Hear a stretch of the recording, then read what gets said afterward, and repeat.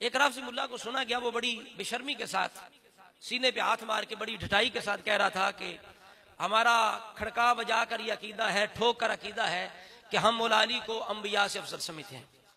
ہمارا عقیدہ ہے اور اپنا ٹھوک کر عقیدہ ہے کہ ہم مولا علی کو انبیاء سے افضل مانتے ہیں۔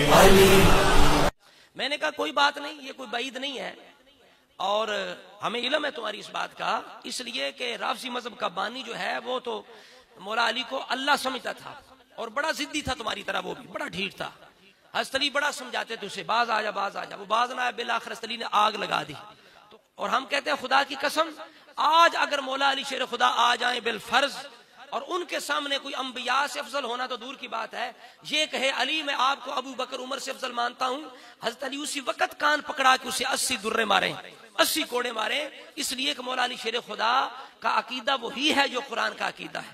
تو کہتا ہے جی یہ ہم انبیاء سے افضل سمجھتے ہیں، تو عبداللہ بن سبا جو رافضی مذہب کا بانی ہے وہ بھی اللہ سمجھتا تھا، یہ کوئی ایسی بات نہیں۔ اور علی پاک خود اس کی خبر دے کے گئے ہیں کہ میرے بارے میں کچھ لوگ وہ ہوں گے جو مجھے حد سے بڑھائیں گے، کچھ گھٹائیں گے، کچھ بغض رکھیں گے، کچھ محبت کے اندر آگے بڑھ جائیں گے۔ آپ نے یہ نہج البلاغہ میرے سامنے ہے، آپ نے فرمایا سیہلک فی صنفان، فرمایا میری وجہ سے دو طرح کے لوگ جو ہیں افراط و تفریط کا شکار ہو کے ہلاک ہو جائیں گے، محب مفرط، میری محبت میں حد سے بڑھنے والا، و مبغض مفرط، اور میرے بغض کے اندر حد سے بڑھنے والا، یہ دو طرح کے لوگ ہلاک ہو جائیں گے۔ آگے مولا علی شیر خدا نے بالکل واضح فرمایا کہ بہترین لوگ کون ہیں، فرمایا خیر الناس فی حالا نعمت الاوسط فلزموہ، فرمایا میرے بارے میں بہترین وہ لوگ ہیں جو اعتدال پر چلنے والے ہیں۔ آگے مزید مشکل کشائی فرمائی، فرمایا ولزموا السواد الاعظم، فرمایا وہ کون ہے، فرمایا وہ بڑی جماعت ہے، وہ میرے نبی کی امت کی بڑی جماعت ہے۔ اور تمہارے بڑے نور اللہ شوستری نے بھی مجالس المومنین پڑھ، اس نے کہا ہے کہ اہل سنت ہمیشہ سے سواد اعظم ہے، اہل سنت ہمیشہ سے بڑی جماعت ہے، یہ تمہارے بڑے بھی مان کے گیا، تم بھی مانتے ہو۔ تو مولا علی نے تو نہج البلاغہ کے اندر یہ کہہ دیا ہے کہ سواد اعظم ہی بہترین جماعت ہے، ان کی محبت علی ہی بہترین ہے، ان کا میرے بارے میں عقیدہ ہی بہترین ہے۔ ہمارا عقیدہ کیا ہے کہ ابو بکر عمر عثمان کے بعد مولا علی کا مقام ہے، اور یہی عقیدہ مولا علی شیر خدا کا ہے، یہی عقیدہ قرآن کے مطابق ہے، علی مع القرآن والقرآن مع علی۔ اس لیے قرآن نے یہ کہہ دیا لا یستوی منکم من انفق من قبل الفتح وقاتل اولئک اعظم درجہ، یہ تو رب نے قرآن کے اندر فیصلہ کر دیا کہ اس امت کے اندر حضور کے صحابہ میں سے اعظم درجہ کن کے ہیں، سب سے بلند درجے کن کے ہیں، ان کے ہیں جنہوں نے فتح مکہ سے پہلے قتال بھی کیا ہے، مال خرچ بھی کیا ہے، اور فتح مکہ سے پہلے سب سے زیادہ جس نے قتال کیا اور مال خرچ کیا وہ ابو بکر صدیق رضی اللہ تعالیٰ عنہ کی ذات والا صفات ہے۔ اور آپ نے قرآن کے اندر فرمایا ان اکرمکم عند اللہ اتقاکم، تم میں سے اللہ کے ہاں وہ زیادہ عزت والا ہے، اس کا مرتبہ زیادہ بلند ہے جو زیادہ متقی ہے۔ پھر قرآن نے خود فرما دیا وَسَيُجَنَّبُهَا الْأَتْقَى، ابو بکر صدیق کے بارے میں فرما دیا کہ ابو بکر وہ ہے جو سب سے بڑا متقی ہے۔ تو جب قرآن کا یہ عقیدہ ہو، قرآن کا یہ ارشاد ہو، تو مولا علی کا کوئی اور ہو سکتا ہے؟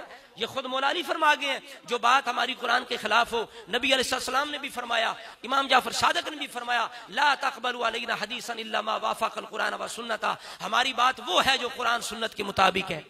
بناتے پھرو، تم کہتے پھرو کہ جناب ہم مولا علی کو افضل مانتے ہیں، ہم انبیاء سے افضل مانتے ہیں، منہ تمہارا اپنا ہے، یہ دارالامتحان ہے، لیکن یہ عقیدہ قرآن اور علی کا ہو سکتا نہیں ہے۔ موسیٰ کاظم کے بیٹے کا یہ دعویٰ ہے اور چیلنج ہے، یہ عقیدہ قرآن اور علی کے فرمان سے ثابت نہیں ہو سکتا، بالکل یہ عقیدہ باطل ہے۔ پھر دیکھو مولا علی شیر خدا نے فرمایا فَإِنَّ يَدَ اللَّهِ عَلَى الْجَمَاعِ، فرمایا رب کی تائید کا، رب کی نصرت کا، کرم و فضل کا ہاتھ بھی کس پر ہے؟ فرمایا وہ ہاتھ اہل سنت و جماعت پہ ہے۔ یہ تلخیص الشافی تمہارے توسی کی کتاب ہے، اس کے اندر یہ روایت یہ دعویٰ کرتا ہے، توسی خود کہتا ہے ابو جحیفہ محمد بن علی، علی کے بیٹے محمد بن حنفیہ کا عقیدہ کیا ہے، وہ مولا علی سے کیا روایت کرتے ہیں۔ عبد خیر سوید بن غفلہ کہتا ہے کہ 14 آدمی اس بات کو روایت کرتے ہیں، کیا؟ مولا علی شیر خدا نے ان علی علیہ السلام قال فی خطبتہ خیر ھذ الامت بعد نبیہ ابو بکر و عمر، کہ مولا علی فرماتے ہیں لوگوں جان لو، خطبے کے اندر منبر پہ بیٹھ کے مولا علی اعلان کر رہے ہیں عقیدہ علی وہ ہے، علی مولا علی کا وہ عقیدہ ہے جو آپ ممبر پہ بیٹھ کے بیان کر رہے ہیں، یہ نہیں جو تم چلا رہے ہو اندر سے تقیہ کر گئے تھے، یہ کر گئے وہ کر گئے تھے، ایسی بات قطع نہیں ہے۔ ہم علی کو شیر خدا مانتے ہیں، ہم چھپ چھپا کے دین چلانے والا، اپنے مذہب چلانے والا نہیں مانتے، ہم علی کی یہ شان مانتے ہیں کہ علی کا وہی عقیدہ اندر کا بھی ہے جو باہر کا عقیدہ ہے، مولا علی کے دل میں بھی وہ ہے جو آپ کی زبان پر ہے۔ اس طرح ہو سکتا ہے علی جناب زبان پہ اور ہو، دل میں اور ہو؟ اگر یہ محبت علی ہے اور یہ عقیدہ علی ہے اور یہ مذہب علی کا مذہب ہے تو ہم ایسے مذہب سے پناہ مانگتے ہیں اور اللہ سے دعا کرتے ہیں یا اللہ ہماری نسلوں کو بھی ایسے مذہب سے بچانا۔ تو مولا علی کیا فرما رہے ہیں کہ اس امت میں بہترین کون ہے؟ ابو بکر اور عمر، یہ عقیدہ مولا علی شیر خدا کا تم بناتے پھرو۔ پھر اس سے بڑی بات دیکھو، اب قرآن سے میں پیش کرنے لگا ہوں۔ قرآن کہتا ہے اللہ تعالیٰ نے نبیوں کو عالمین پر فضیلت عطا فرمائی ہے، یہ قرآن کی نص ہے۔ تم ایک آیت لے کے آؤ، ایک آیت موسیٰ کاظم کا بیٹا یہ کہتا ہے ایک آیت لے کے آؤ۔ ہمارے بڑوں کی طرف جھوٹے عقیدے منسوب کر کے ان کی گستاخی مت کرو، ان کا وہ نظریہ قطع نہیں ہو سکتا جو قرآن کے خلاف ہے، یہ گستاخی اور بےادبی ہے اہل بیت کرام کی، اپنی طرف سے عقیدہ گھڑ کے اسے منسوب جناب اہل بیت کی طرف کر دینا۔ ہمارے بڑوں کی گستاخی مت کرو۔ مولا علی شیر خدا آپ کی اولاد کا یہ عقیدہ قطع نہیں ہو سکتا کہ جناب ان کی شان انبیاء سے بڑی ہے، کیسے ہو سکتی ہے؟ جب قرآن کا یہ بیان نہیں ہے تو اہل بیت کرام کا بیان یہ کیسے ہو سکتا ہے؟ اب دیکھو قرآن کے اندر ایک آیت میں کہہ رہا تھا، ایک آیت لے کے آؤ جس کے اندر ہو کہ حضرت علی کی شان انبیاء سے زیادہ ہے، ائمہ اہل بیت کی شان انبیاء سے زیادہ ہے، آل محمد کی شان اہل بیت سے زیادہ ہے، اہل بیت کی شان انبیاء سے زیادہ۔ ایک آیت لے کے آؤ، ایک آیت۔ اب تم جناب روایتیں اپنی لے کے آؤ تو وہ گھڑی ہوئی روایتیں وہ قرآن کے خلاف ہونے کی وجہ سے مردود ہوں گی، یہ عقیدہ قرآن کے اندر تو ہے ہی نہیں۔ اب سنو رب کا قرآن سنو، اللہ رب العزت ارشاد فرما رہا ہے وَوَهَبْنَا لَهُ إِسْحَاقَ وَيَعْقُوبَ كُلًّا هَدَيْنَا وَنُوحًا هَدَيْنَا مِن قَبْلُ وَمِن ذُرِّيَّتِ دَاوُودَ وَسُلَيْمَانَ وَأَيُّوبَ وَيُوسُفَ وَمُوسَى وَهَارُونَ وَكَذَلِكَ نَجْزِي الْمُحْسِنِينَ۔ اللہ کریم تو یہ فرما رہا کہ اگر ارشاد فرما وَزَكَرِيَّا وَيَحْيَا وَعِيسَى وَإِلْيَاسَ كُلٌّ مِّنَ الصَّالِحِينَ،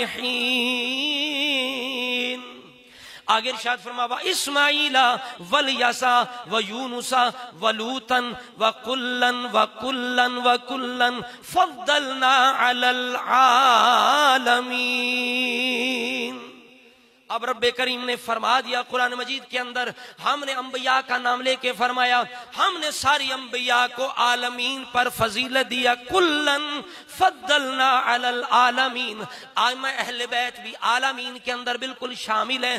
قرآن کی یہ نص ہے، صریح عبارت النص ہے، اس سے ثابت ہوتا ہے کوئی بھی مخلوق انبیاء کے بعد انبیاء کے برابر بھی نہیں ہو سکتی، بڑا ہونا تو دور کی بات ہے۔ اسی وجہ سے صحابہ کرام کے بارے میں قرآن نے خود فیصلہ کر دیا، لا یستوی منکم من انفق من قبل الفتح وقاتل اولئک اعظم درجہ۔ قرآن نے یہ فرما دیا انبیاء کی تو بات الگ ہے، حضور کے صحابہ میں سے فرمایا درجے ان کے بلند ہوں گے جنہوں نے فتح مکہ سے پہلے قتال بھی کیا ہوگا، مال بھی خرچ کیا ہوگا، یہ قرآن کا عقیدہ ہے۔ مولا علی اس لیے فرماتے ہیں خیر حاضل امتی بعد نبیہا ابو بکر و عمر، لوگ رسول اللہ کے بعد اس امت میں بہترین جو لوگ ہیں وہ ابو بکر اور عمر ہیں۔ یہ عقیدہ قرآن کا، یہی عقیدہ مولا مشکل کشا شیر خدا کا۔ اب ایک اور آیت پیش کرتا ہوں، رب فرماتا ہے انعم اللہ علیہم من النبیین والصدیقین والشہداء والصالحین۔ کتنا واضح ہے، اب کیا فرما رہا ہے کہ ہم نے انعام کیا کس پہ؟ سب سے پہلے فرمایا نبیوں پر انعام کیا۔ کس پر کیا؟ نبیوں پر، پھر صدیقوں پر، پھر شہیدوں پر، پھر اولیاء صالحین پر انعام کیا۔ یہ رب نے درجے فرما دیے ہیں۔ رب کا سب سے بڑا انعام کن پر ہے؟ فرمایا نبیوں پر ہے۔ سمجھ آگی بات کی؟ تو اب علی کا عقیدہ جو اور ہو سکتا ہے؟ بنائی پھرو عقیدہ، لوگ علی کو خدا بھی کہنے والے تھے اور اب بھی ہیں، اللہ کہنے والے تھے اب بھی ہیں، خالق کہنے والے تھے اب بھی ہیں، رازق کہنے والے تھے اب بھی ہیں۔ یہ کوئی بڑی بات نہیں ہے، زبان تمہاری اپنی ہے، منہ تمہارا اپنا ہے، دارالامتحان دنیا ہے، جو منہ میں ہے کہتے پھرو کہتے پھرو۔ اب دیکھو یہ تمہاری کتاب ہے، ہماری نہیں ہے، رجال کشی کتاب ہے، اور اس کتاب سے میں امام جعفر صادق کی زبان سے تمہارے اس عقیدے پر ایسی ضرب لگاؤں گا انشاءاللہ اس کا جواب تم نہیں لا سکتے۔ یہ روایت نمبر 540 ہے رجال کشی کی۔ یہ آج کی بات نہیں ہے کہ تم جناب کہتے ہو کہ وہ نبیوں سے افضل ہے، اسی وقت ہی لوگ عقیدہ گھڑنے لگ گئے تھے، اور اہل بیت تک، امام جعفر صادق تک یہ بات پہنچی کہ بعض لوگ آپ کو نبی اور نبیوں سے افضل کہنے لگ گئے ہیں، یعنی نبیوں کی صفات آپ کے اندر ماننے لگ گئے ہیں۔ تو امام جعفر صادق نے ڈنکے کی چوٹ پر اعلانیہ طور پر یہ ارشاد فرما دیا، ان ابی عبداللہ قال من قال انا انبیاء